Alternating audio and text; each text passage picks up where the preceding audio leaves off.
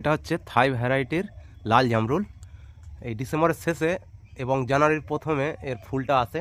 প্রত্যেকটা ডালে প্রচুর ফুল এসছে, এই দেখুন প্রচুর ফুল এসছে। এই ফুল আসার সময় আপনারা কি করবেন, প্রথমে এর ফলে যাতে না পোকা লাগে সেই জন্য আমরা একে জৈব কীটনাশক নিম বা কালমেঘের রস একে ধুয়ে দিতে হবে, অথবা নিম পাতা যদি না পান তাহলে বাজারে জৈব কীটনাশক নিম তেল পাওয়া যায়, সেই তেলকে জলে 2 ml প্রতি লিটার জলে দিয়ে গুলে স্প্রে করে দেবেন, দিলে এই ফলে আর পোকা লাগবে না।